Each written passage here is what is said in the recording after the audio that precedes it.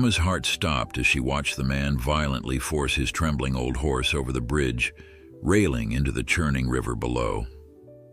In that frozen moment of horror, as the animal's terrified eyes met hers across the distance, she made a decision that would transform both their lives forever. Before we continue, don't forget to subscribe to the channel, like the video, and comment where in the world you're watching from. Let's go. The first rays of dawn barely illuminated the old dirt road as Martin Coleman loaded his horse into the trailer.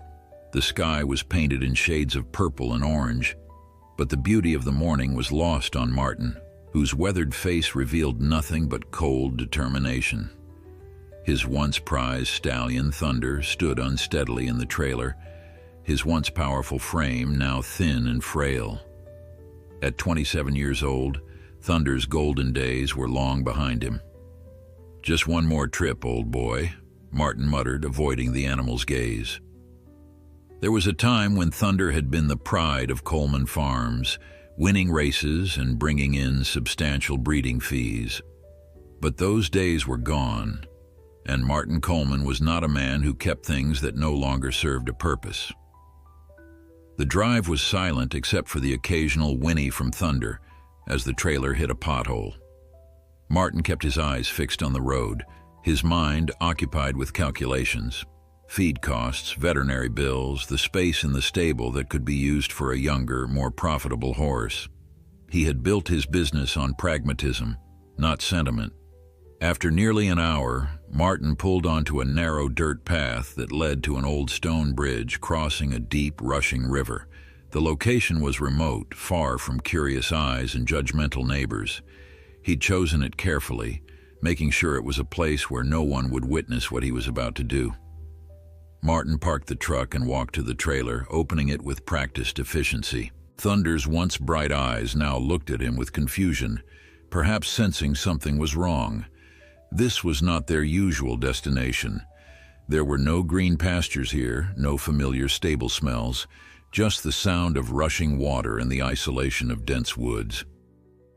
"Come on now," Martin said, pulling on Thunder's lead rope. The horse resisted initially, but years of obedience won out, and he followed his master down the ramp and onto the gravelly path. Each step was labored, his joints stiff with arthritis and age. "You've had a good run, Thunder," Martin said as they approached the bridge. "Better than most, but everything's got its time, and yours is up." His voice didn't waver. He'd made peace with his decision long before this moment. The bridge was old but solid, with high stone walls that had weathered countless seasons. Martin led Thunder to the middle where the river rushed most powerfully below. Without ceremony, he removed the lead rope and halter, leaving the horse standing free on the bridge. Thunder looked around, confused by this strange place and his master's unusual behavior. His ears twitched nervously as he sensed the danger in the rushing water below. Martin backed away slowly, then with sudden determination, clapped his hands loudly and shouted, "Go on! Get!" Thunder startled, moving awkwardly backward, his old legs nearly buckling beneath him. Martin continued his assault, waving his arms and shouting until Thunder's back was against the stone wall of the bridge.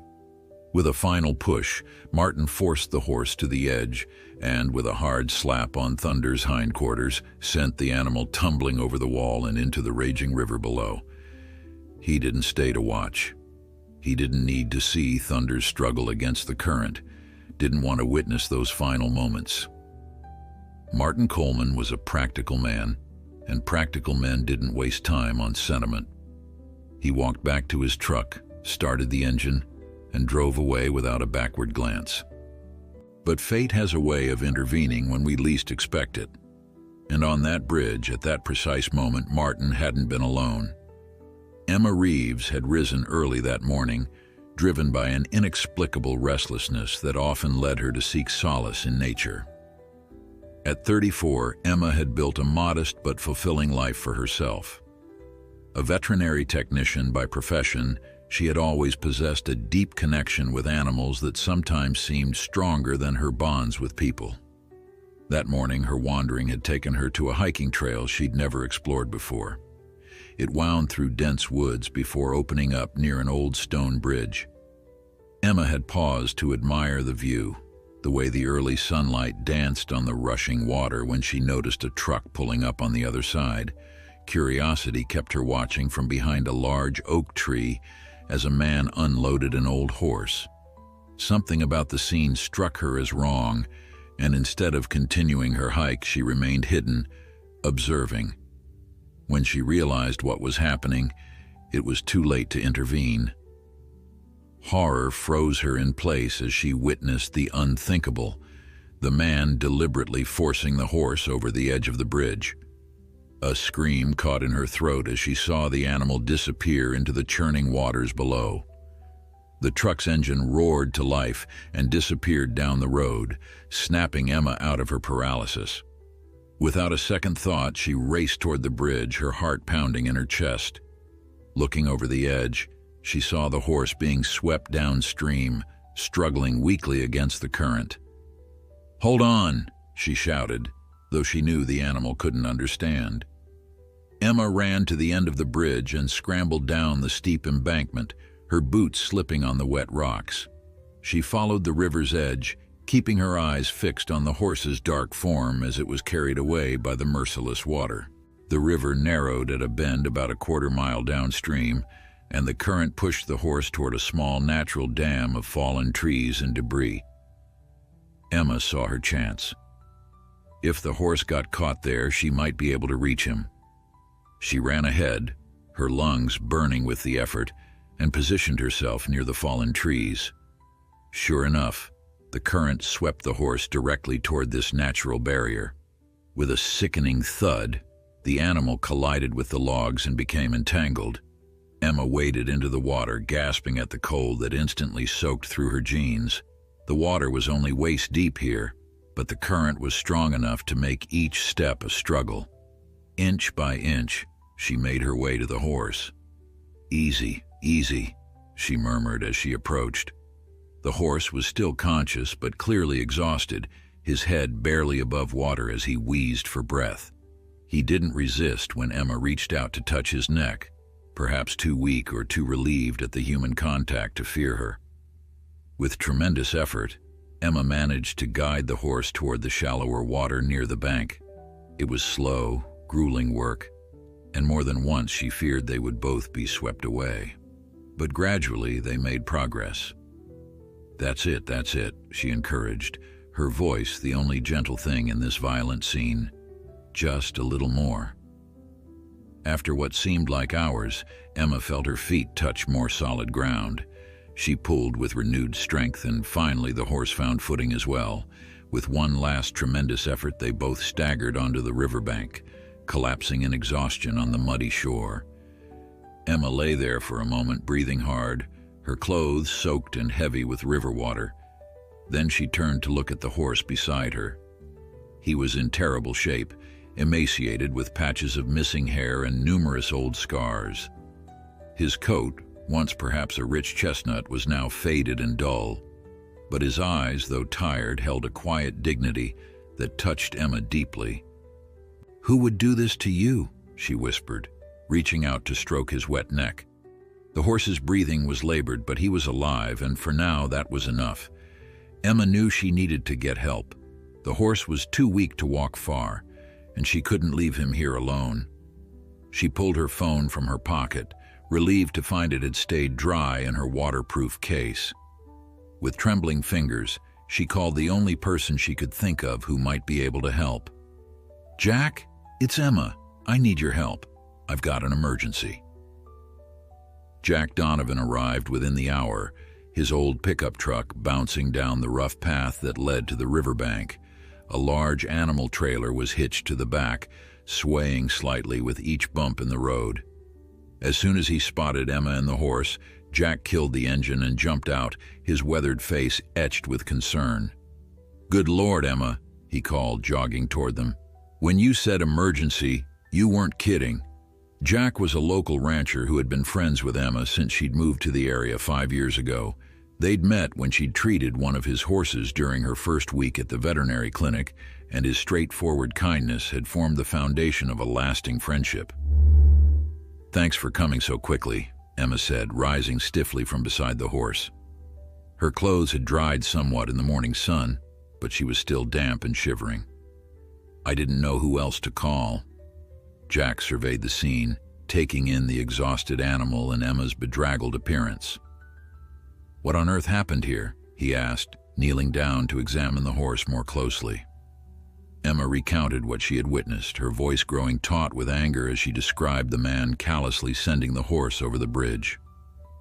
"Who does something like that, Jack? Who just throws away a living creature like it's nothing?" Jack shook his head grimly. "Some folks see animals as tools, not as living beings. When the tool breaks or gets too old..." He didn't finish the thought. Instead, he gently ran his hands along the horse's neck and flanks, assessing its condition. "He's in rough shape, but I think he'll make it. Question is, what are you planning to do with him now?" Emma hadn't thought that far ahead. Her only focus had been saving the horse from drowning. Now, faced with Jack's practical question, she realized the enormity of what she'd taken on. She lived in a small apartment in town that barely had room for her, let alone a horse. She didn't have land or a stable or any of the resources needed to care for such an animal. But looking into those gentle, trusting eyes, Emma knew she couldn't abandon him, not after what he'd been through. "I don't know yet," she admitted, "but I'll figure something out. I can't just leave him." Jack nodded as if he'd expected no less from her. "Well, first things first. Let's get him back to my place where he can rest and get proper care. Then we'll worry about the rest." Together, they managed to coax the horse to his feet. It was a painful process, and more than once Emma feared the animal would collapse again. But with gentle encouragement and Jack's steady guidance, they eventually got him standing, swaying slightly but upright. "That's it, old fella," Jack murmured, "one step at a time." Getting the horse into the trailer was another challenge.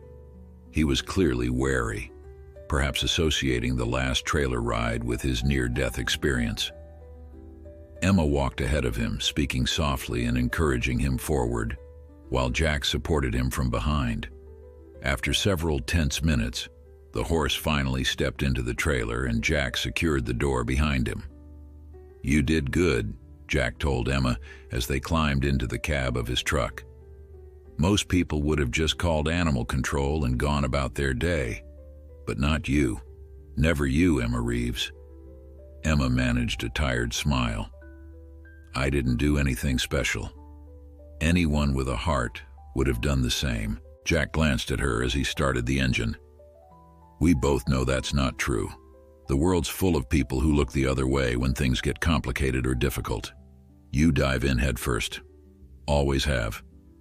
They drove in silence for a while, the truck making its way along winding country roads. Emma stared out the window, her mind racing with questions. Who was the man who had discarded the horse so cruelly? Why hadn't he sought a more humane solution if he no longer wanted the animal? And what would become of the horse now? Jack's ranch appeared on the horizon, a modest spread with a small farmhouse, a large red barn, and several fenced pastures where a handful of horses grazed peacefully.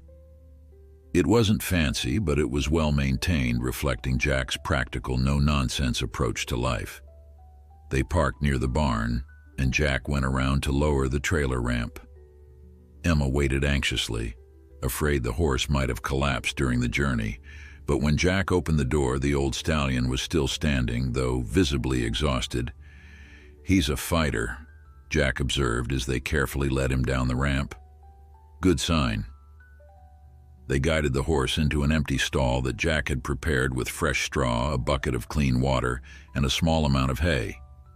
The stallion immediately lowered his head to drink, and Emma felt a surge of relief at this simple but encouraging sign. "I'll call Dr. Martinez and see if she can come out today," Emma said, pulling out her phone. "He needs a full exam and probably some medication." While Emma made the call, Jack brought a grooming kit and began to gently brush the dried mud from the horse's coat. As the dirt fell away, they could see that beneath the filth and neglect was a once beautiful chestnut coat with a distinctive white blaze down his face. "You know," Jack said, pausing in his grooming, "there's something familiar about this horse. I can't quite place it, but I feel like I've seen him before." Emma joined him, running her hand along the horse's neck. Now that they were in better light, she could see that despite his current condition, this was no ordinary farm horse. His build, even in his emaciated state, suggested quality breeding. "Maybe he was a show horse or a racer in his younger days," she suggested. "Could be," Jack agreed. "Might explain why his owner disposed of him when he got too old to perform. It happens more often than people realize." Dr. Martinez arrived an hour later, a petite woman with a no-nonsense demeanor that belied her compassionate nature. She examined the horse thoroughly, taking his temperature and checking his vital signs before moving on to assess his overall condition. "Well, he's severely malnourished and dehydrated," she announced when she'd finished. "He's got arthritis in his joints, and there's some evidence of old injuries that weren't properly treated. But considering what he's been through, he's in remarkably good shape." "Will he recover?" Emma asked anxiously. Dr. Martinez smiled reassuringly. "With proper care, yes. He's probably around 25 years old, which is elderly for a horse, but not ancient. He could have several good years ahead of him with the right treatment." She provided them with medications for pain and inflammation, along with detailed instructions for a feeding regime that would help the horse regain weight without overwhelming his system. Before leaving, she paused to stroke the stallion's nose. "He's lucky you found him, Emma. Not many get a second chance like this." After the vet left, Emma and Jack set up a schedule for the horse's care. Emma would come morning and evening before and after her shifts at the clinic, and Jack would look after him during the day. "We should give him a name," Emma said, as they watched the horse slowly eating his small portion of feed. "We can't just keep calling him the horse or old boy." Jack thought for a moment.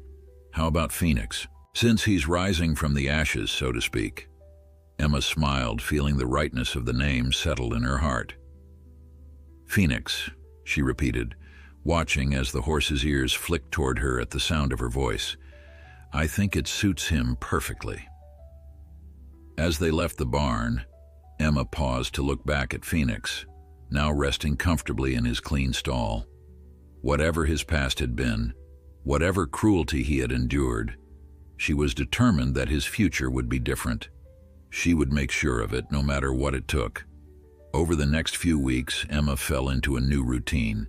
Each morning, she rose before dawn to drive to Jack's ranch before her shift at the veterinary clinic. She would spend an hour with Phoenix, administering his medications, checking his progress, and simply talking to him in a soft, reassuring voice. In the evenings, she would return, often staying until well after dark. The change in Phoenix was remarkable. His dull coat was beginning to regain its luster, and though still thin, he no longer looked like a walking skeleton. More importantly, the fear and resignation in his eyes had been replaced by a quiet alertness, a cautious trust that Emma treasured. "You're a miracle worker," Jack commented one evening as they watched Phoenix take a slow walk around the small paddock they had set up for his rehabilitation. His movements were still stiff, but he was growing stronger each day. Emma shook her head. "He's the miracle. After what he went through, he should be afraid of humans. But look at him." She gestured toward Phoenix, who had paused to look back at them. His ears pricked forward attentively. "He still wants to trust." Jack leaned against the fence, his expression thoughtful. "Been asking around about him.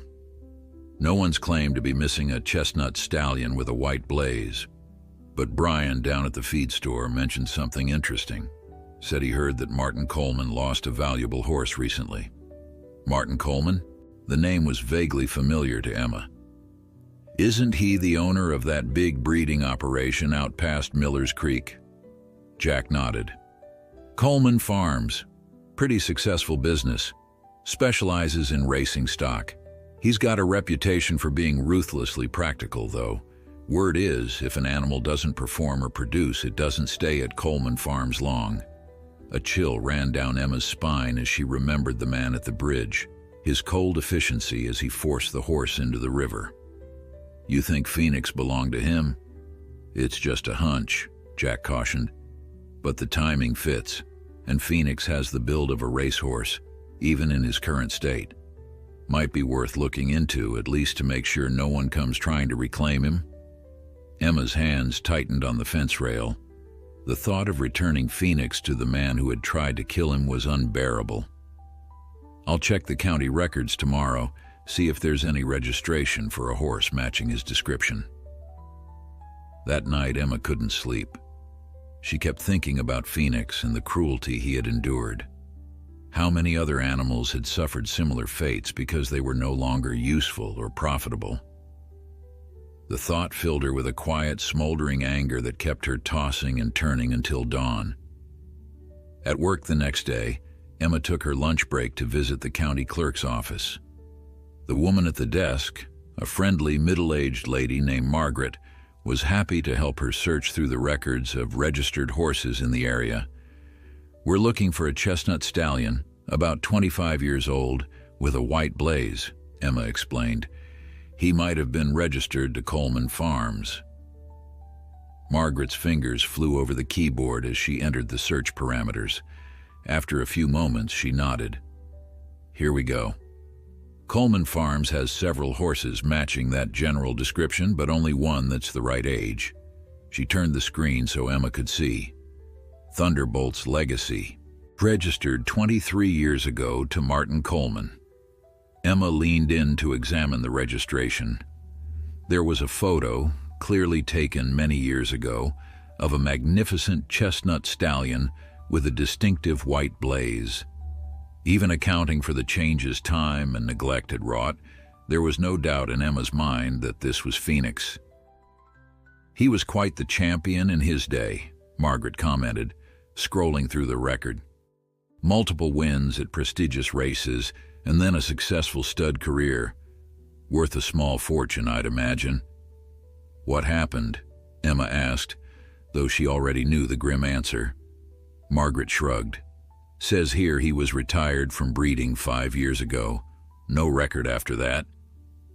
She looked up at Emma, curiosity in her eyes. Why the interest in this particular horse? Emma hesitated, unsure how much to reveal. Just researching for a friend who's interested in Coleman Farms' breeding program, she said vaguely. Can I get a copy of this record, please? Armed with the printout, Emma returned to the veterinary clinic, her mind racing.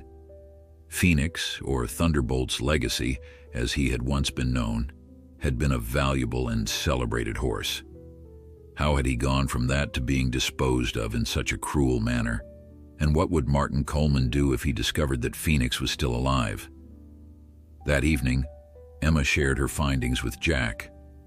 They sat at his kitchen table, the registration paperwork spread out between them, while through the window they could see Phoenix peacefully grazing in the paddock.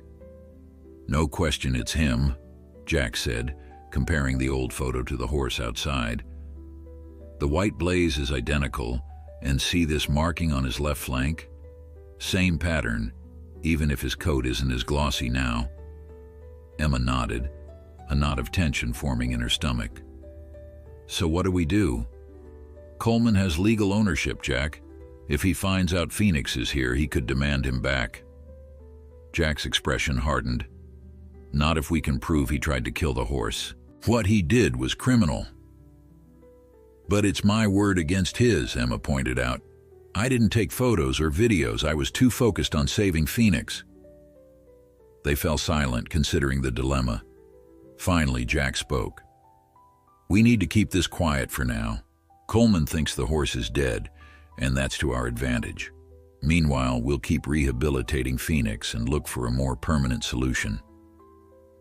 Emma agreed, though the uncertainty gnawed at her. She had grown deeply attached to Phoenix over the past weeks. The thought of losing him to the man who had discarded him so callously was almost more than she could bear. As if sensing her distress, Phoenix raised his head and looked toward the window, his ears pricked in her direction. Even from a distance, there was a dignity in his posture that moved Emma deeply. Whatever had happened to him, whatever might still happen, he faced each day with a quiet courage that humbled her. "We'll figure this out," Jack reassured her, patting her hand. "That horse has survived worse than legal paperwork, and so have we." Emma managed a smile, drawing strength from Jack's steady presence. "You're right. One day at a time, right?" "That's the spirit," Jack said, gathering up the papers and tucking them into a folder. "Now how about I fix us some dinner? You look like you could use a good meal and a break from worrying." As Jack busied himself in the kitchen, Emma stepped outside to check on Phoenix one last time before dinner. The evening was peaceful, the setting sun painting the landscape in shades of gold and amber. Phoenix nickered softly when he saw her, approaching the fence with a more confident stride than he'd shown just weeks ago. "Hello, handsome," Emma said, reaching out to stroke his nose. "Feeling better today?" Phoenix nudged her hand gently, his eyes warm and trusting. In that moment, Emma made a silent promise to him and to herself. Whatever it took, whatever challenges lay ahead, she would protect this horse. She would give him the safety and dignity that had been denied to him, and she would make sure that he never again knew fear or cruelty. As she stood there, hand resting on Phoenix's warm neck, Emma couldn't know that her resolve would soon be tested in ways she never expected, for while she and Jack were working to keep Phoenix's survival a secret, forces were already in motion that would bring Martin Coleman back into their lives, with consequences none of them could foresee. Martin Coleman sat in his spacious office reviewing the quarterly reports for Coleman Farms. The large windows behind his mahogany desk overlooked immaculately maintained paddocks where his prized horses grazed, each one representing a significant investment and potential profit. Business had been good this year, with 3 of his 2-year-olds showing exceptional promise on the track and stud fees at an all-time high. Yet something was off. Martin frowned as he flipped through the financial statements prepared by his accountant. The liability insurance premiums had increased slightly, but that wasn't unusual. Feed costs were up due to last year's drought, but they'd budgeted for that. No, it was something else, something he couldn't quite put his finger on. He was still puzzling over the reports when his farm manager, David Hargrove, knocked on the door. "Got a minute, Mr. Coleman?" David asked, his weathered face revealing nothing of his purpose. Martin gestured to the chair across from his desk. "What is it, David? Problem with the new filly?" "No, sir, nothing like that." David settled into the chair, his posture stiff. "It's about Thunderbolt. I heard something strange in town yesterday." Martin's expression hardened at the mention of the old stallion. "Thunderbolt is gone. What could you possibly have heard?" David shifted uncomfortably. "Well, I was at the feed store and Brian mentioned that Jack Donovan has been buying special senior feed and supplements. Said Jack told him it was for an older horse he's rehabilitating." "And this concerns me how?" Martin's tone was dismissive, but a flicker of unease passed through him. "The thing is, sir, Brian said he caught a glimpse of the horse when he delivered feed to Jack's place last week. Chestnut with a white blaze looked like he'd been through a rough time." Martin's fingers tightened on his pen. "There are plenty of chestnut horses with white markings, David. It's hardly a unique description." "Yes, sir, but Brian's worked with horses his whole life. He said the horse had Thunderbolt's exact build, just thinner. And the timing—" David let the implication hang in the air. Martin set down his pen with deliberate calm, though his mind was racing. Thunderbolt should have perished in that river weeks ago. He'd made sure of it, choosing a spot where the current was strongest. And yet, "Who's handling this horse for Donovan?" he asked, keeping his voice neutral. "That vet tech from Wilson's clinic, Emma something. Apparently, she's there morning and night, treating the horse like it's made of gold." Emma Reeves. Martin remembered her now, a quiet, intense young woman who had turned down a job offer at Coleman Farms 2 years ago, citing ethical concerns about their treatment of non-productive animals. The refusal had irritated him at the time, but he dismissed her as just another bleeding heart who didn't understand the realities of the business. "I see," Martin said, his decision already forming. "Well, it's an interesting coincidence, but I'm sure it's nothing. Thunderbolt was old and sick. Even if he somehow survived the accident, he wouldn't last long." David nodded, though his eyes revealed his skepticism. He had worked for Coleman long enough to know when his boss was holding something back. "If you say so, sir, just thought you should know." After David left, Martin stared out at his domain, his thoughts churning. If Thunderbolt was indeed alive and in Jack Donovan's care, it posed several problems. First, there was the question of ownership. Thunderbolt was still legally his property, registered and documented, but more concerning was what had happened at the river. If Emma Reeves had witnessed that, if she had evidence. Martin reached for his phone and dialed a number. "Roger, it's Martin Coleman. I need you to look into something for me, quietly." He explained what he had heard, instructing his lawyer to investigate without drawing attention. "And Roger, if it is Thunderbolt, I want him back. Make it happen." As he hung up, Martin's gaze fell on a framed photograph on his desk, a younger version of himself standing proudly beside Thunderbolt after his Kentucky Derby win. The horse had made him millions over the years, both on the track and at stud. But business was business, and when Thunderbolt could no longer contribute to the bottom line, Martin had made the only sensible decision, or so he had thought. Now, it seemed, fate had other plans. At Jack's ranch, Emma was just finishing her morning routine with Phoenix. The improvement in the horse continued to amaze her. He now eagerly approached when she arrived, nickering softly in greeting, and his coat gleamed from regular grooming. The weight he had gained filled out his once skeletal frame, though he would never again be the muscular athlete of his prime. "You're looking more handsome every day," Emma told him, as she checked his legs for any signs of swelling. The arthritis still troubled him, especially in the cooler mornings, but the medication had made a noticeable difference in his mobility. Jack entered the stable, carrying 2 mugs of coffee. He handed one to Emma, who accepted it gratefully. April mornings were still chilly, and the warm beverage was a welcome comfort. "Any plans for our boy today?" Jack asked, sipping his coffee as he leaned against the stall door. Emma smiled. "Dr. Martinez is coming by this afternoon to assess his progress. If she thinks he's ready, we might try a longer walk, maybe even around the larger pasture." Jack nodded approvingly. "He's doing great.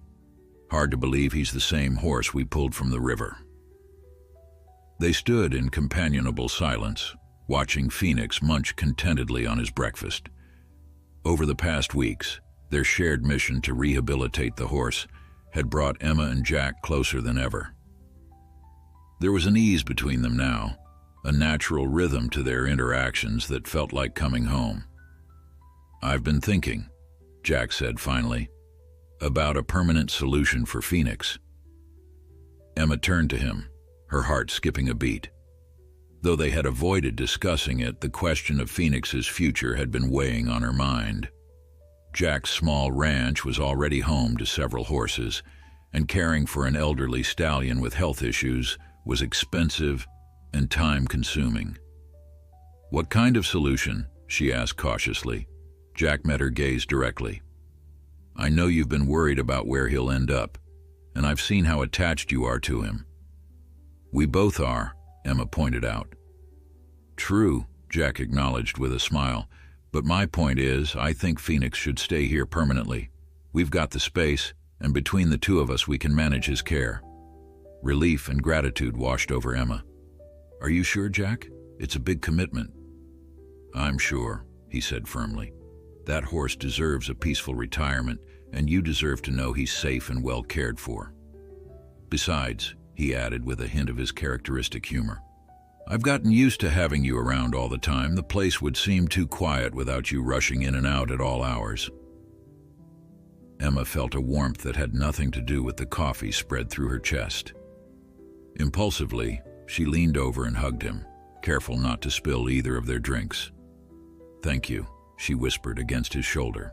Jack returned the hug with his free arm, his embrace solid and reassuring. "Nothing to thank me for. We're in this together now." As they pulled apart, Emma looked back at Phoenix, who was watching them with calm, intelligent eyes. For the first time since that terrible morning at the bridge, she felt a sense of peace settle over her. Whatever happened, Phoenix had a home now, and so did she, in a way she hadn't expected, but now couldn't imagine living without. Neither of them noticed the unfamiliar car that drove slowly past the ranch entrance, its driver taking careful note of the property and the chestnut horse visible in the paddock. By the time Jack's dog started barking at the intrusion, the car was already turning onto the main road, carrying its information back to Martin Coleman. 3 days later, Emma arrived at Jack's ranch to find him standing by the mailbox, a stiff white envelope in his hand and a thunderous expression on his face. Even from a distance, she could tell something was wrong. She parked her car quickly and hurried over to him. "Jack, what is it?" He wordlessly handed her the envelope. It bore the embossed letterhead of Johnson & Perkins, attorneys at law, and was addressed to Jack Donovan. Inside was a formal letter, written in dense legal language, but its message was unmistakably clear. Martin Coleman was claiming ownership of a horse in Jack's possession, identified as Thunderbolt's Legacy, and demanding its immediate return to Coleman Farms. "How did he find out?" Emma whispered, her hands beginning to shake. "We were so careful." Jack's jaw was set in a hard line. "Small town, people talk. Doesn't matter now. What matters is what we're going to do about it." Emma read the letter again, noting the thinly veiled threats of legal action if the horse wasn't surrendered within 72 hours. "He has the registration papers. Legally, Phoenix is his property. Legal ownership doesn't give him the right to dispose of an animal in that way," Jack countered, his voice tight with anger. "What he did was animal cruelty, plain and simple." Emma nodded, though her heart was heavy with worry. "The problem is proving it. It's just my word against his, and he's Martin Coleman. He's got money, influence, connections. And we've got the truth," Jack said firmly. "Plus, we have Phoenix, alive and recovering, which is physical evidence that something wasn't right." They walked together to the stable, where Phoenix greeted them with his usual gentle nicker. The sight of him, so trusting and unaware of the storm brewing around him, strengthened Emma's resolve. There was no way she would allow this horse to be returned to the man who had tried to kill him. "We need a lawyer," she said decisively. "Someone who knows animal rights law, and we need to document Phoenix's condition, get statements from Dr. Martinez about his health when we found him." Jack nodded, already pulling out his phone. "My cousin Lisa is an attorney in the city. Not exactly an animal rights specialist, but she'll know who we should talk to. I'll give her a call." While Jack made his call, Emma took photos of Phoenix from every angle, carefully documenting the scars and signs of past neglect that were still visible despite their care. She also recorded a detailed account of the day she had witnessed Martin forcing the horse into the river, trying to recall every relevant detail.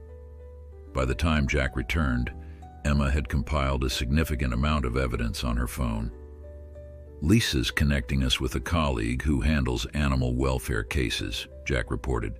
"She says we should gather as much documentation as possible and not respond to Coleman's demand letter until we've spoken with the attorney." Emma showed him the photos and notes she'd made. "Already on it. I'm going to call Dr. Martinez and see if she can come out today to do an official exam and write up her findings." As they divided up tasks, Emma felt a fierce determination replace her initial fear. This wasn't just about one horse anymore. It was about standing up to the kind of callous disregard for animal life that Martin Coleman represented. Dr. Martinez arrived that afternoon, bringing with her a professional camera with a timestamp feature. She thoroughly examined Phoenix, documenting every sign of past neglect and the evidence of his near drowning. When she finished, she sat down with Emma and Jack at the kitchen table. "In my professional opinion," she stated as she wrote her findings in an official report, "this horse suffered significant long-term neglect before you found him. The pattern of muscle atrophy and hoof neglect didn't happen overnight, and the injuries consistent with his fall into the river were potentially fatal. If Emma hadn't pulled him out when she did, he would almost certainly have died." She looked up at them, her expression serious. "I'll sign this as an affidavit if it comes to that. Animal cruelty is a crime, and what happened to this horse is textbook cruelty." After Dr. Martinez left, Jack received a call from the animal rights attorney. He put it on speaker so Emma could participate in the conversation. "Based on what you've told me," the lawyer, Rachel Sullivan, said, "you've got a strong moral case but a complicated legal one. Coleman has the registration papers, which in the eyes of the law makes the horse his property. However, when an owner commits an act of cruelty or abandonment, they can forfeit their ownership rights." "So we can fight this?" Emma asked hopefully. "Yes, but it won't be easy," Rachel cautioned. "Coleman has resources, and these cases often come down to evidence and testimony. Your eyewitness account of the incident at the river is crucial, Emma, but be prepared for Coleman's lawyers to try to discredit you."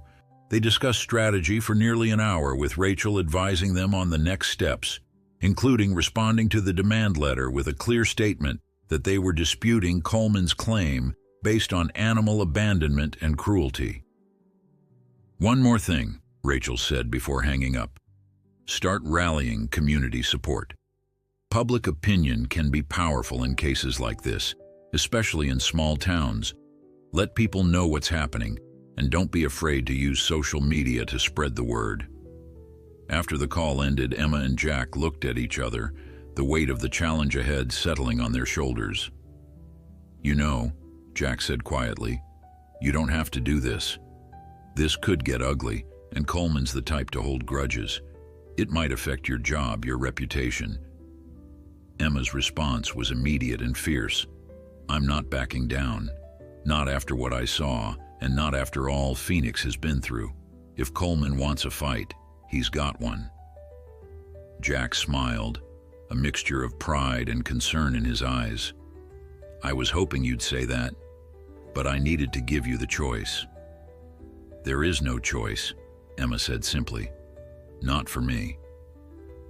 As evening fell, they followed Rachel's advice and began reaching out to friends and neighbors, explaining the situation and asking for support. Emma created a social media page titled "Justice for Phoenix," sharing his story and photos of his recovery. Jack called local animal lovers and horse enthusiasts, many of whom had been following Phoenix's rehabilitation with interest. The response was immediate and overwhelming. By midnight, the social media page had hundreds of followers, with more joining by the minute. Messages of support flooded in, along with offers of help, everything from legal assistance to fundraising for veterinary bills. Even Brian from the feed store, whose casual comment had inadvertently alerted Coleman, contacted them to apologize and offer free delivery of Phoenix's special feed. As Emma scrolled through the comments on her laptop, tears welled in her eyes. "I can't believe how many people care," she murmured. Jack, sitting beside her on the porch swing, put an arm around her shoulders. "Good tends to bring out good in others. You saved Phoenix because it was the right thing to do. And now people want to help because they see that same goodness in your actions. Emma leaned into his embrace, drawing strength from his steady presence. Outside in the paddock, Phoenix grazed peacefully, unaware that he had become the center of a battle that extended far beyond his quiet life at the ranch, a battle that was only just beginning. Martin Coleman slammed his laptop shut, his face flushed with anger. The Justice for Phoenix page had just been brought to his attention by Roger, his attorney, and the public support for Emma and Jack was growing by the hour. Worse, someone had dug up old articles questioning Coleman Farms' treatment of aging horses, linking them to the current situation. "This is getting out of hand, Roger," Martin growled, pacing his office. "I expected them to put up a fight, but this public shaming campaign is crossing a line." Roger adjusted his glasses, his expression carefully neutral. "It's certainly an unfortunate development. The court of public opinion can sometimes influence legal proceedings, especially in small communities like this. I don't care about public opinion, I care about my legal rights. That horse is my property and I want it back." Martin stopped pacing and fixed Roger with a hard stare. "What are our options?" Roger hesitated, choosing his words carefully. "We can certainly escalate the legal pressure. File an emergency injunction demanding the horse be returned to your custody pending resolution of the ownership dispute. But I should warn you, if this goes to court, Ms. Reeves's testimony about what she witnessed at the bridge could be problematic." Martin waved a dismissive hand. "It's her word against mine. No witnesses, no proof." "The horse itself is proof that something happened," Roger pointed out. "And Dr. Martinez's report on its condition has already been filed with animal control. If they decide to investigate, then we need to move quickly before things get more complicated." Martin returned to his desk and leaned forward, his decision made. "File the injunction today, and I want you to look into Emma Reeves. Background, financials, employment history, everything. Find me some leverage." Roger nodded, though a flicker of discomfort crossed his face. "I'll get on it right away."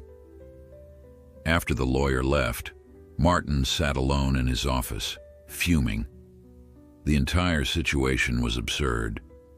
He had built Coleman Farms from nothing, turning it into one of the most respected breeding operations in the state. His decisions, however ruthless they might seem to outsiders, were always business-oriented and practical. The old stallion had outlived his usefulness, and disposing of him had been a simple economic calculation, no different than writing off any other depreciated asset. But now, because of one sentimental woman and her rancher friend, his reputation was being dragged through the mud. It was unacceptable, and Martin Coleman was not a man who accepted defeat. He picked up his phone and made a call. "David, I need you to deliver a message for me."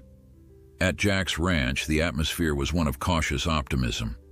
The community support had exceeded their wildest expectations, with local businesses offering to host fundraisers and the regional animal welfare organization pledging legal assistance.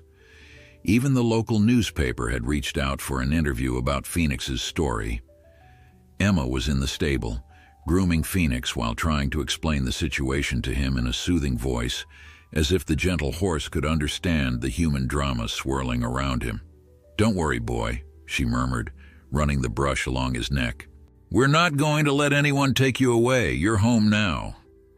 Phoenix nickered softly, leaning into her touch. These quiet moments with him had become a sanctuary for Emma, a reminder of why this fight mattered so much. It wasn't just about one horse. It was about standing up for the principle that animals deserve dignity and respect, not to be discarded when they were no longer profitable. Jack entered the stable, smiling at the sight of Emma and Phoenix. "Rachel called," he said, referring to their attorney. "Coleman's filed for an emergency injunction. Hearing set for next Monday." Emma's hand stilled on Phoenix's coat. "So soon?" Rachel thinks it's a good thing. Coleman's pushing too hard, too fast, which might work against him. Plus, it gives us less time to prepare, but it also gives him less time to build his case. Emma nodded, though anxiety churned in her stomach. The legal battle was becoming real, with concrete dates and procedural steps. The stakes felt suddenly higher. She also mentioned that we should be careful, Jack continued, his expression growing serious. Coleman's the type to play hardball, and he might try to intimidate us into backing down before the hearing. I'm not scared of him, Emma said firmly, though her heart beat a little faster at the thought. Jack moved closer, placing a gentle hand on her arm. I know you're not, but please be extra cautious for the next few days. Don't go anywhere alone if you can help it, and let me know if anything seems off. The concern in his eyes touched Emma deeply. Over the past weeks, as they'd worked together to care for Phoenix and prepare for the legal fight ahead, her feelings for Jack had deepened in ways she hadn't expected. His steady strength, unwavering moral compass, and quiet tenderness had become essential parts of her life. I'll be careful, she promised, and you do the same. Their moment was interrupted by the sound of a truck coming up the driveway. Jack tensed, instinctively stepping in front of Emma. They'd been expecting David Hargrove, Coleman's farm manager, to deliver the formal court documents, but the arrival still put them on edge. Stay here with Phoenix, Jack said. I'll handle this. Emma nodded, though she hated the idea of Jack facing Coleman's emissary alone. She stroked Phoenix's neck, feeling the steady pulse of life beneath her fingers, a reminder of what they were fighting for. Through the open stable door, she watched as Jack met David at the end of the driveway. The conversation appeared tense but civil, with David handing over an envelope that presumably contained the court papers. But then David said something that made Jack's posture stiffen, his hands curling into fists at his sides. When Jack returned to the stable a few minutes later, his face was tight with anger. What happened? Emma asked, alarmed by his expression. Jack handed her the envelope. The papers for the hearing, as expected. But David also had a personal message from Coleman. His voice was controlled, but Emma could hear the rage beneath it. He said that Coleman is willing to drop the whole thing if we agree to return the horse immediately and sign a non-disclosure agreement. A non-disclosure agreement? Emma repeated, confused. Why would he?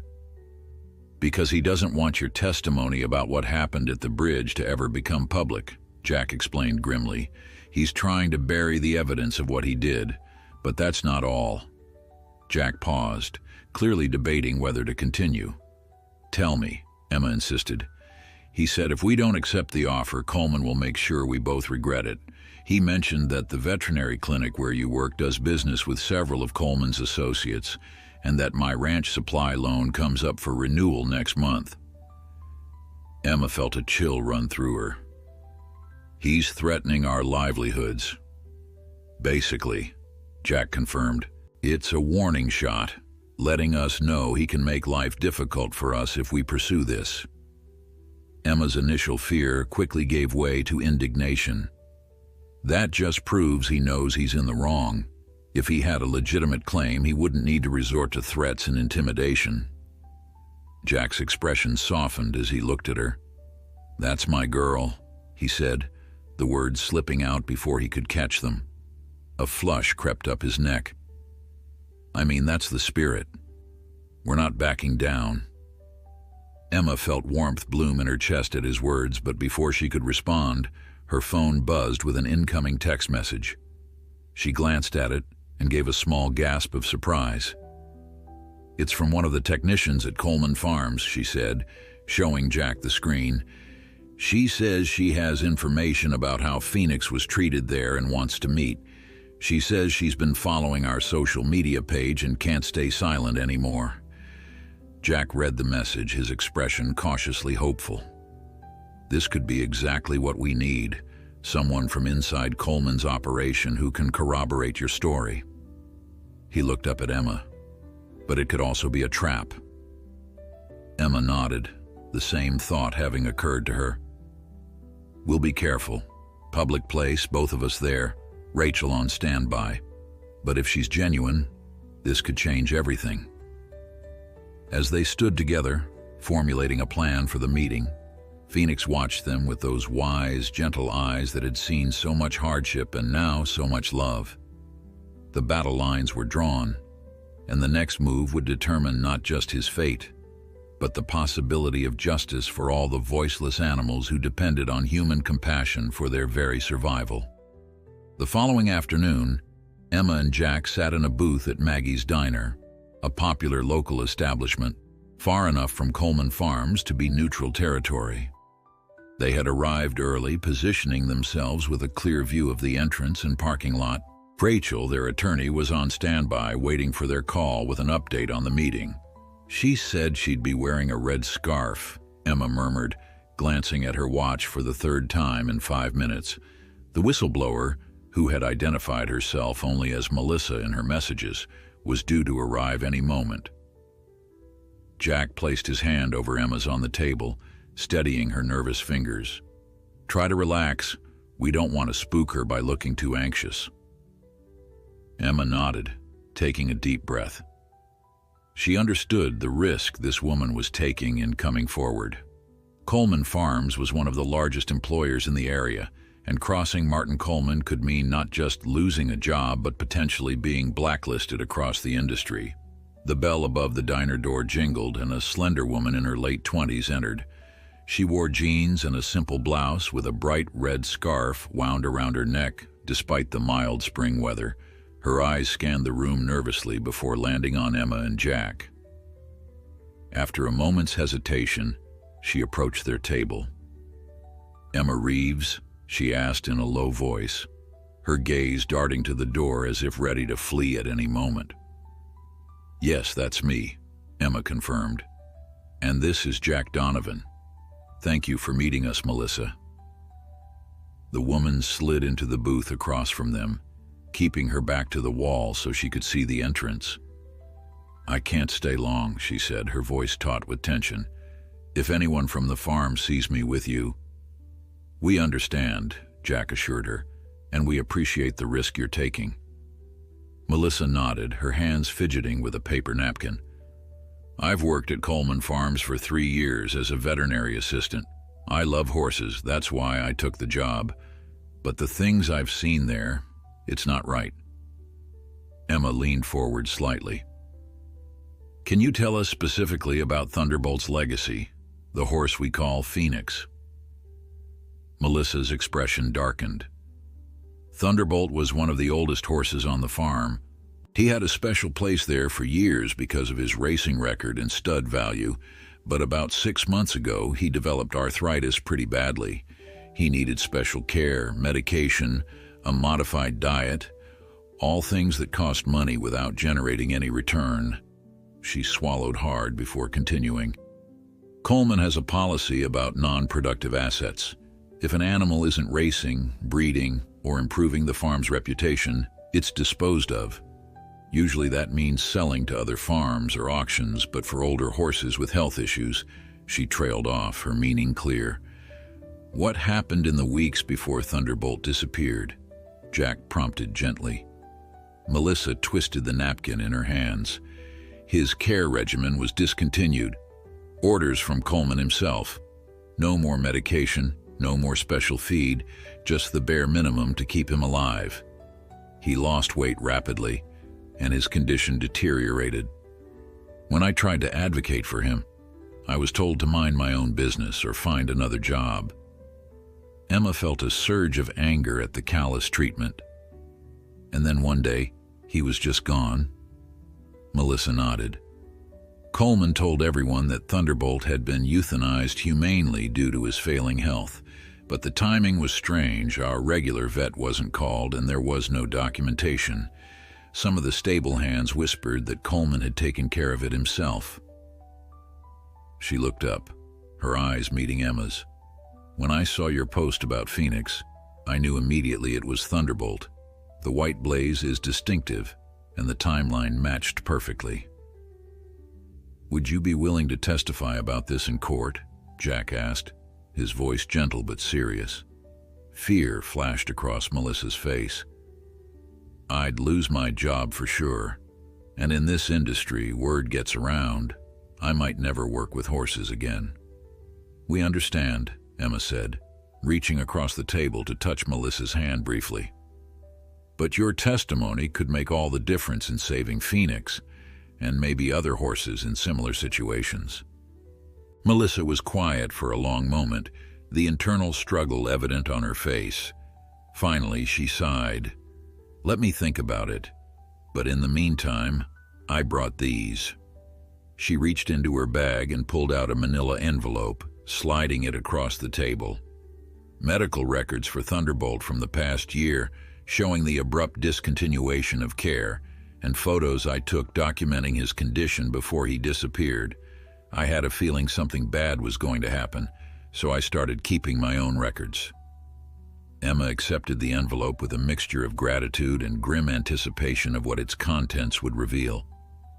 "This is incredibly helpful, Melissa. Thank you." "There's one more thing," Melissa said, lowering her voice further.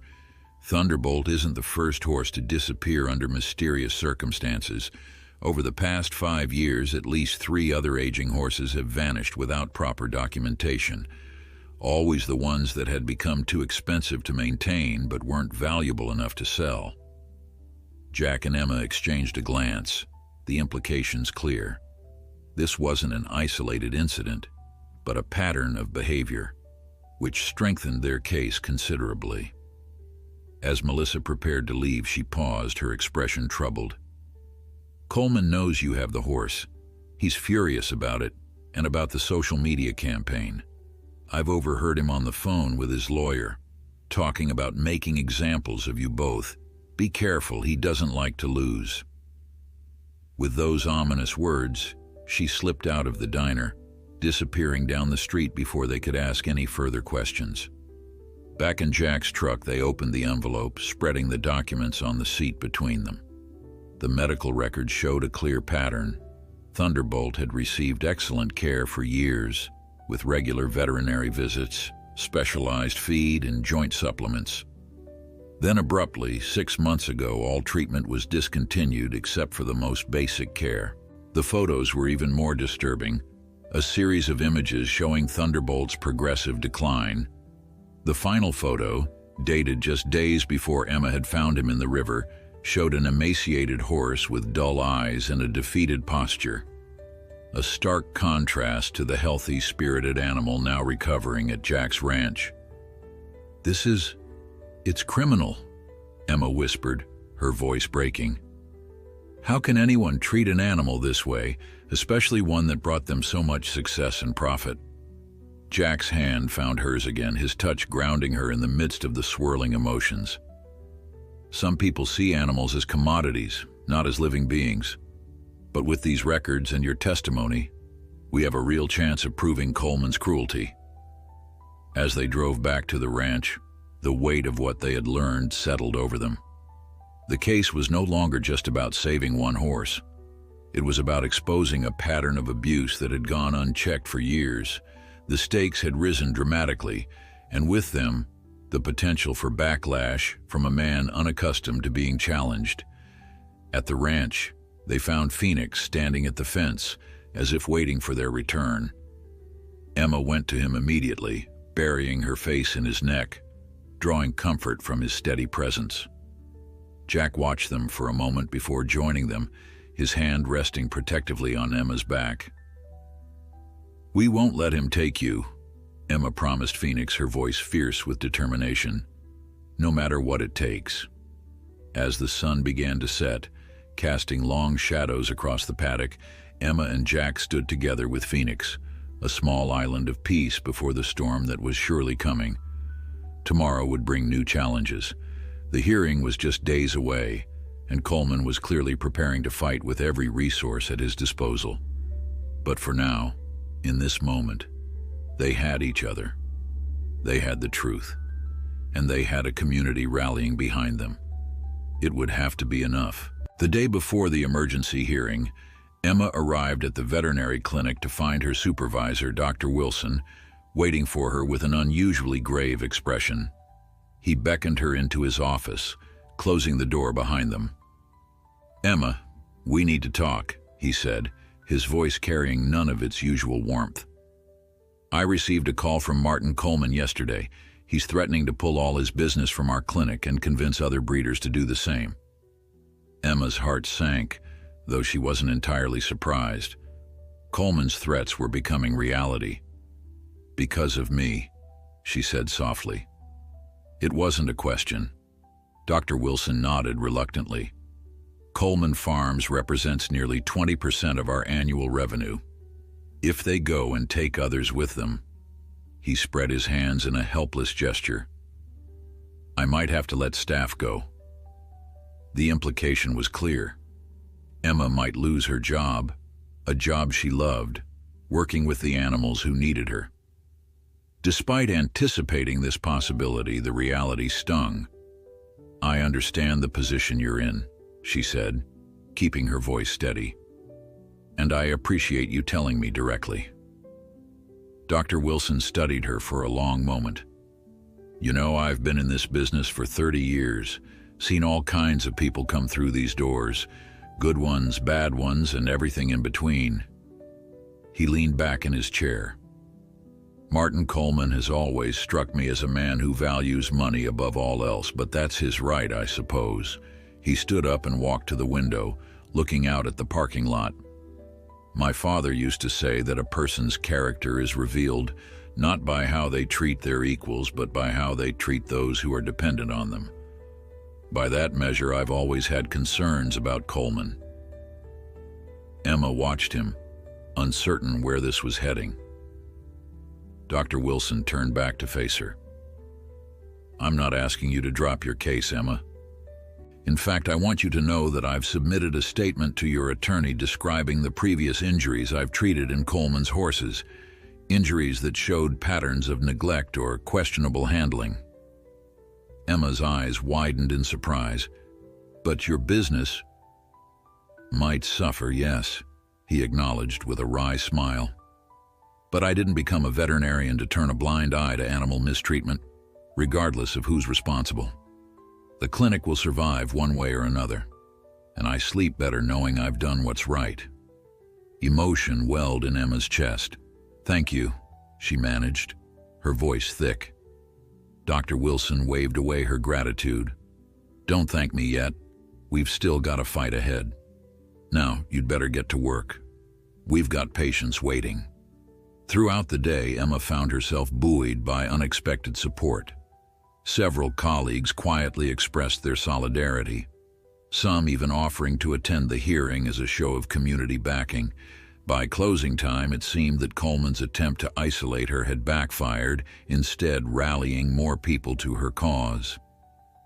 When she arrived at Jack's ranch that evening, her sense of renewed hope dimmed at the sight of his expression. "What's happened?" she asked, immediately alarmed. "The bank called," he said grimly. "They're reassessing my loan situation. Suddenly there are concerns about the viability of my operation, concerns that didn't exist last week." Emma didn't need him to spell it out. Coleman's influence was at work again, targeting Jack's livelihood just as he had threatened. "Can they do that? Just change the terms?" "There's always fine print," Jack replied with a shrug that couldn't hide his worry. "If they call in the loan and I can't refinance elsewhere, I could lose the ranch." The enormity of what Jack was risking hit Emma with full force. This wasn't just his job, it was his home, his legacy, the place that had been in his family for generations. And he was putting it all on the line for Phoenix, for her, for what was right. "Jack," she began, her voice breaking, "maybe we should reconsider. I can't let you lose everything because of this." Jack's eyes flashed with unexpected fire.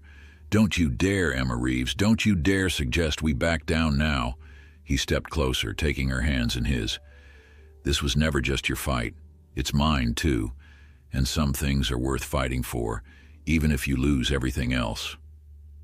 The intensity in his gaze took her breath away. In that moment, something shifted between them. The unspoken feelings that had been building over weeks, finally rising to the surface. Besides, he added with a gentler tone, we're not beaten yet, not by a long shot. They spent the evening preparing for the hearing, reviewing documents and practicing what Emma would say in her testimony. Rachel, their attorney, had been thorough in her preparations, building a compelling case around Emma's eyewitness account, Dr. Martinez's medical assessment, Melissa's documentation, and Dr. Wilson's statement. It's strong, Rachel had assured them during their last meeting. Coleman may have money and influence, but we have evidence and truth on our side. In cases like this, that can make all the difference. As midnight approached, they took a break, stepping outside to check on Phoenix one last time before turning in.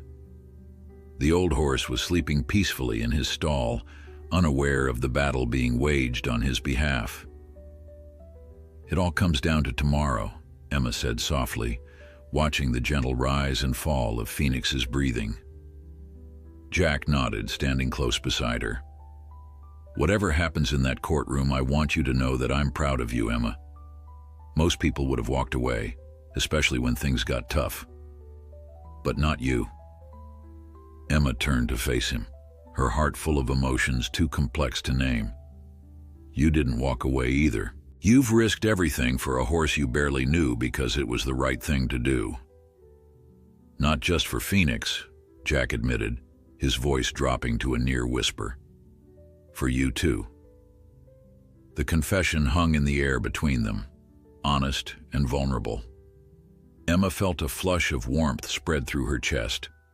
Slowly, giving him time to pull away if he wished, she rose on her toes and pressed her lips to his. The kiss was gentle at first, tentative, but deepened as Jack's arms came around her, drawing her closer. In that embrace, Emma found solace and strength, a promise that whatever challenges lay ahead, they would face them together. When they finally broke apart, Jack rested his forehead against hers. Been wanting to do that for a while now, he confessed with a small smile. Me too, Emma admitted, her fingers lightly tracing the line of his jaw. They might have stayed there longer, discovering this new dimension of their relationship, if not for the sudden blare of a car horn from the driveway. They broke apart, instantly alert. Who would be here at this hour?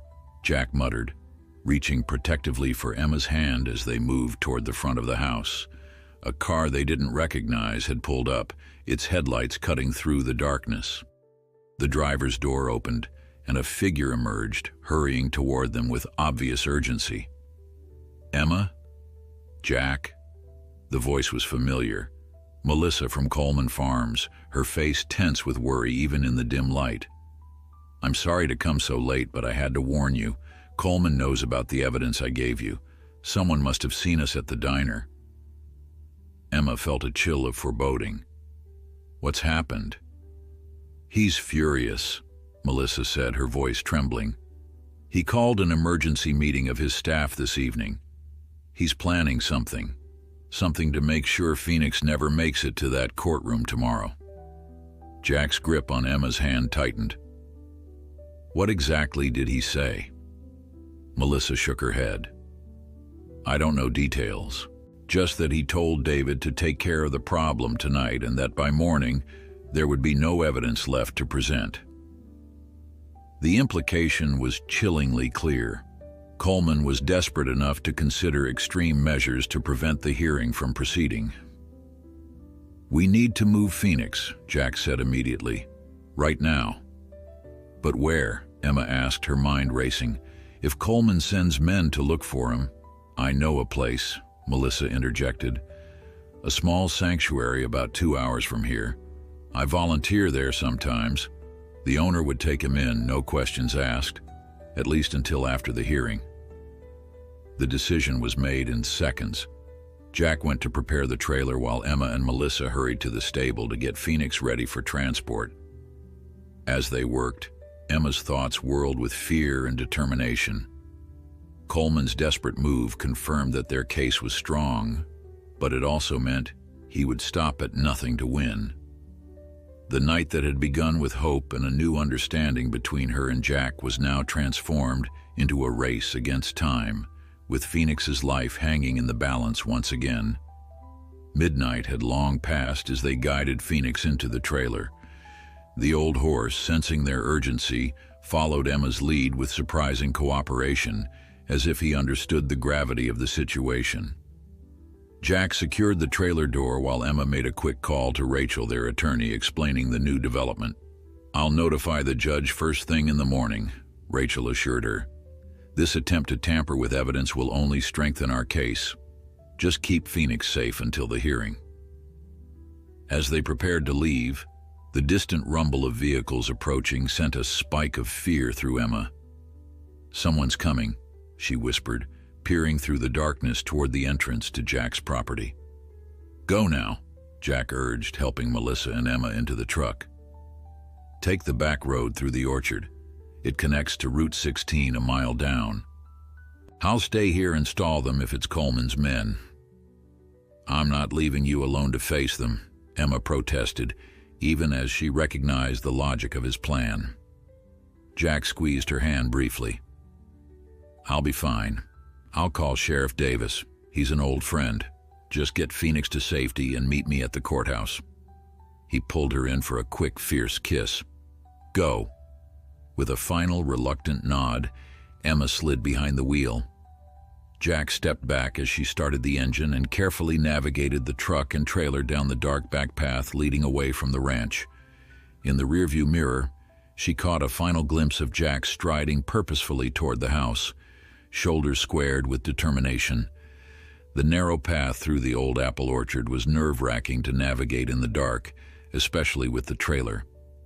Emma drove slowly, headlights dimmed, heart pounding with each bump and turn. Beside her, Melissa kept glancing back, watching for any sign of pursuit. "Once we get to the main road, it should be smoother going," Melissa said, trying to sound reassuring. "The sanctuary is remote.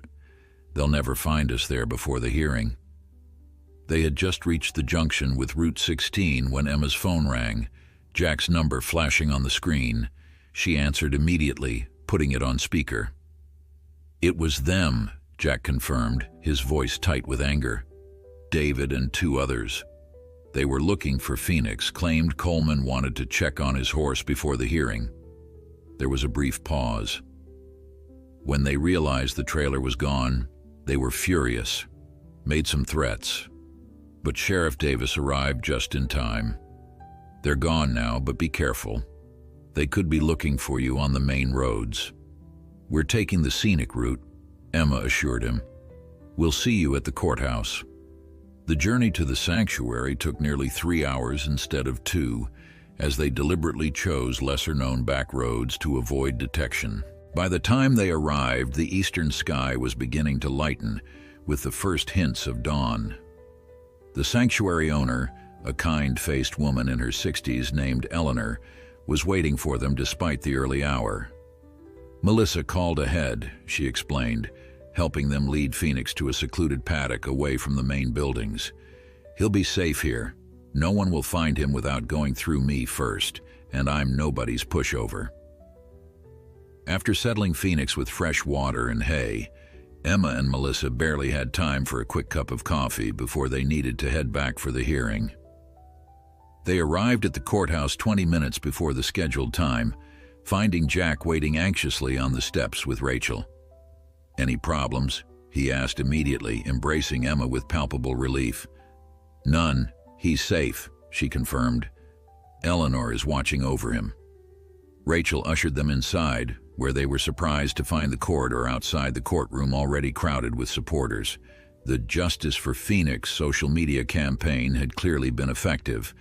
There were people holding small signs with Phoenix's picture, local animal rights advocates, and even several of Dr. Wilson's staff from the veterinary clinic.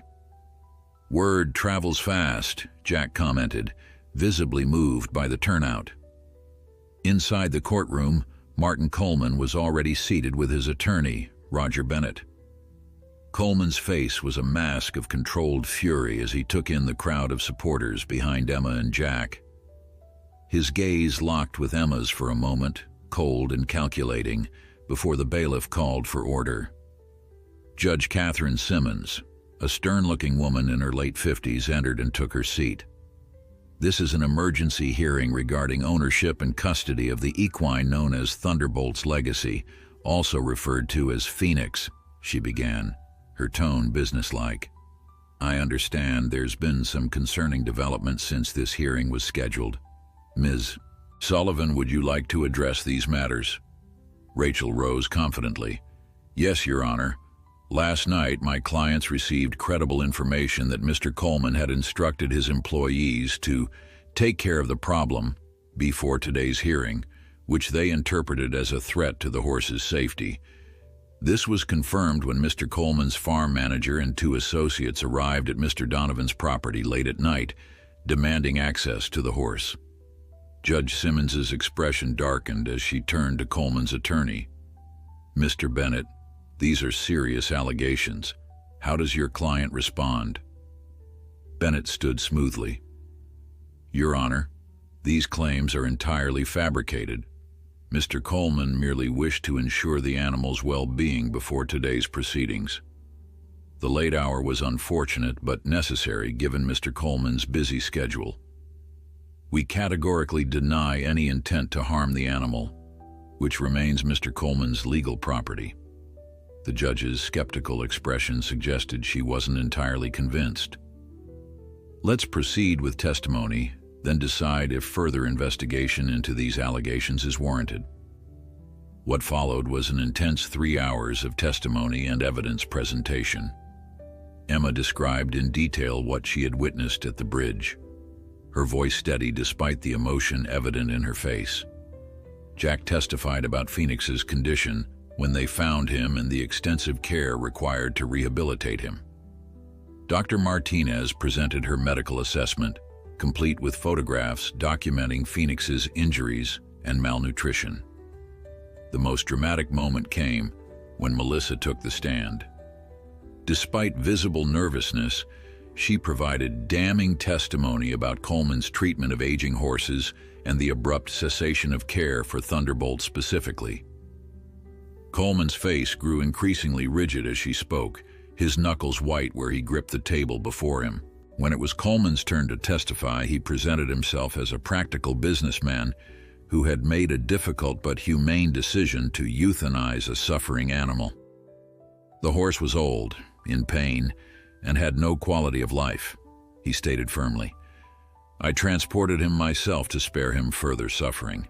If Ms. Reeves witnessed anything, she misinterpreted a merciful act." "And yet," Rachel countered during cross-examination, "you chose not to involve a veterinarian in this merciful act. You transported a suffering animal without pain management, and rather than humanely euthanizing him, you forced him into a raging river. How exactly is that merciful, Mr. Coleman?" Coleman's composure cracked slightly. "You weren't there. You don't know what happened." "But Ms. Reeves was there," Rachel replied calmly, "and the physical evidence supports her account, not yours." As the hearing neared its conclusion, Judge Simmons reviewed the evidence carefully, her expression unreadable. Emma sat tensely beside Jack, his hand covering hers beneath the table, both of them acutely aware that Phoenix's fate and potentially their own futures rested on the judge's decision. Finally, Judge Simmons looked up. "Based on the evidence presented, I find that Mr. Coleman's actions constituted abandonment and cruelty under state law. Such actions legally terminate ownership rights. Therefore, I am denying the emergency injunction and awarding temporary custody of the horse to Mr. Donovan, pending a full hearing on permanent custody."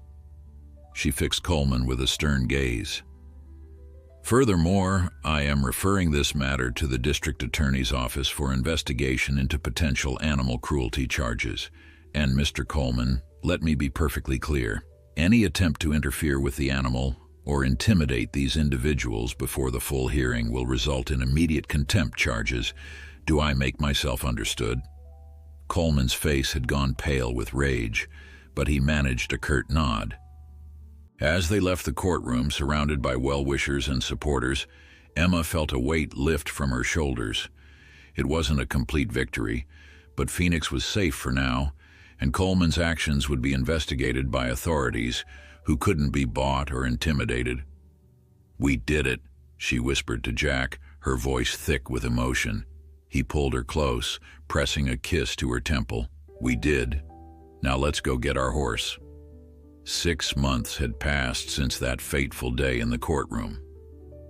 Summer had given way to autumn, painting the landscape around Jack's ranch in brilliant golds and reds. Phoenix stood at the fence line, his coat gleaming in the afternoon sun as he watched Emma's car coming up the driveway. Though still showing signs of his age and past hardships, the horse had filled out considerably, his eyes bright with contentment and his movements more fluid than anyone had thought possible. Emma parked and walked toward the paddock, a newspaper tucked under her arm. Phoenix nickered softly in greeting, nudging her shoulder as she reached over to stroke his neck. "Hello, handsome," she said, the routine greeting now a cherished ritual between them. "Waiting for your afternoon treat, I see." From the porch, Jack watched the interaction with a smile before making his way over to join them. The past months had been transformative for all of them, but the changes in their relationship had been perhaps the most profound. What had begun as an alliance to save a horse had blossomed into something neither of them had expected, but both now treasured. "How was work?" Jack asked, sliding an arm around Emma's waist and pressing a kiss to her temple. Emma leaned into him, savoring the simple comfort of his presence. "Busy. 2 emergency surgeries and a litter of puppies that couldn't wait. But good." She handed him the newspaper. "Did you see this?" The headline was prominently displayed. "Coleman pleads guilty to animal cruelty charges." The article detailed how Martin Coleman had accepted a plea deal that included a substantial fine, probation, and a court order prohibiting him from owning horses for 5 years. Additionally, Coleman Farms would be subject to regular unannounced inspections by animal welfare officials. "Justice system works sometimes," Jack remarked, his expression satisfied as he scanned the article. Melissa's testimony must have been the final nail in the coffin for his defense. Melissa had indeed become a key witness in the criminal case against Coleman, her detailed records and first-hand accounts proving invaluable to the prosecution. The cost had been high. She'd lost her job at Coleman Farms, but Eleanor had quickly offered her a position at the sanctuary, where her knowledge and compassion for animals could be put to better use. "She called earlier," Emma said, "wanted to let us know that 3 more of Coleman's former horses have been surrendered to the sanctuary. Apparently, the new management at the farm is taking the court-ordered reforms seriously." The aftermath of their victory in court had rippled through the community in unexpected ways. Coleman, his reputation damaged and his operation under scrutiny, had sold majority control of Coleman Farms to a group of investors who were committed to ethical practices. While he remained a minority shareholder, his day-to-day involvement had been eliminated, a development that had improved the lives of countless animals under the farm's care. "Speaking of the sanctuary," Jack said, "Eleanor asked if we could help with their fundraiser next month. They're expanding to accommodate more rescues." Emma smiled, thinking of the gentle woman who had provided safe haven for Phoenix in their hour of need. "Of course, the clinic might be willing to donate some services too. I'll ask Dr. Wilson." Dr. Wilson had stood firmly by Emma throughout the ordeal, despite Coleman's threats to his business. When the case gained public attention, his principled stance had actually brought new clients to the clinic, people who valued ethics over expediency. Far from suffering, the practice was now thriving. "I was thinking," Jack said, his tone turning more serious as they walked together toward the stable, Phoenix following along the fence line. "Phoenix's permanent custody hearing is coming up next week. After that's finalized, maybe we should consider making some other arrangements permanent too." Emma's heart quickened at his words and the meaningful look in his eyes. Over the past months, she had found herself spending more and more time at the ranch, to the point where she kept most of her belongings in Jack's guest room, though she rarely slept there, preferring the comfort of Jack's arms. "What kind of arrangements did you have in mind?" she asked, though the warmth in her cheeks suggested she already knew. Jack stopped walking, turning to face her fully. "The kind where you don't have to drive back and forth between your apartment and here. The kind where this becomes our ranch, not just mine." He took her hands in his expression open and vulnerable in a way that still made her breath catch. "The kind where we build a life together, if that's what you want." Emma felt tears welling in her eyes, happy ones that blurred Jack's beloved face. "Is this a proposal, Jack Donovan?" "Not officially, that's coming with a ring and a proper knee bend," he said with a smile that crinkled the corners of his eyes. "Think of this as advance notice so you have time to consider your answer." Emma laughed, the sound bright and joyful in the autumn air. "I don't need time. My answer is yes. To moving in, to building a life together, to all of it." Jack pulled her close, sealing their unofficial engagement with a kiss that held all the promise of their future together. When they broke apart, both slightly breathless, Phoenix nickered loudly from the fence as if offering his own approval. "I think we have his blessing," Jack chuckled.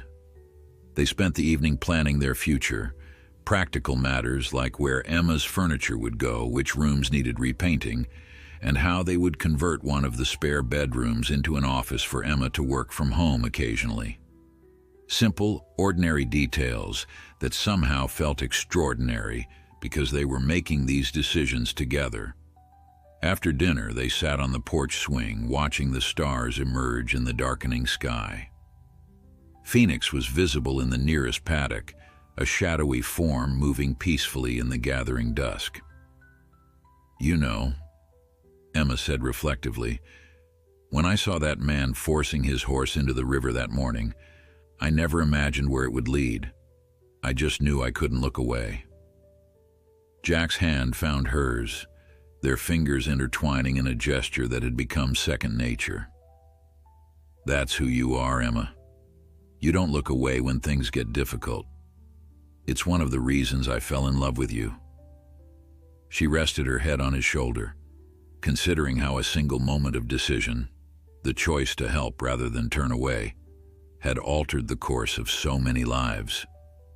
Phoenix had been given a second chance. Coleman had been held accountable for his cruelty. Melissa had found work that aligned with her values, and Emma herself had discovered not only a cause worth fighting for, but a love worth building a life around. "Do you think Phoenix remembers?" she asked softly. "What happened at the bridge, I mean?" Jack was quiet for a moment, considering. "I think animals remember kindness more than cruelty. He knows he's safe now, that he's valued for himself, not for what he can provide. That's what matters." In the paddock, Phoenix had settled down for the night, his form barely visible now in the darkness. But Emma knew he was there, a living testament to resilience and healing. Tomorrow she would bring him apple slices and stroke his white blaze, and he would nuzzle her palm with the simple affection that had become his trademark. Jack would join them, and for a little while, the three of them would stand together in the morning sunlight, connected by a shared journey that had transformed them all. As the night deepened around them, Emma and Jack remained on the porch, talking quietly about their hopes for the future. A future that once would have seemed impossible but now stretched before them full of promise. Somewhere in the distance, an owl called, its voice carrying clearly through the still autumn air. And on the ranch that had become a sanctuary for more than just a horse, peace settled like a gentle blessing, wrapping around them as they prepared to write the next chapter of their unexpected but beautiful story together.